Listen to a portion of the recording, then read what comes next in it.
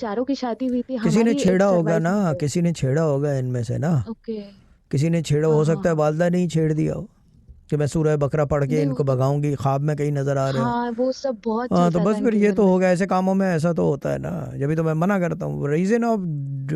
Seeing نو کہ یہ مت پڑھو وہ مت پڑھو، بیسک چیزیں پڑھو، اپنی عبادت کرو اللہ کے لیے کہ وہ عبادت کے لائق ہے، تو کوئی آپ کو تنگ نہیں کرے گا۔ اگر آپ سورہ اس لیے پڑھو کہ وہ عبادت کے لائق ہے تو پھر دیکھو اس کا افیکٹ۔ آپ سورہ بقرہ پڑھو کہ میں اپنے آپ کو پروٹیکٹ کر لوں جادو سے، تو پھر اس کا دیکھ لو کہ رپل افیکٹ کیا ہوتا ہے۔ عبادت کے لیے جو چیز کی جائے گی اس کا رپل افیکٹ نہیں ہوتا،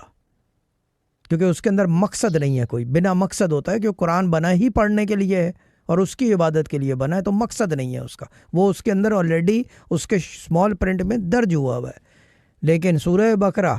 فور اتار، یا یہ کہ پروٹیکشن آف یور سیلف، یا حسد سے نکلنے کے لیے، یا جادو کاٹنے کے لیے،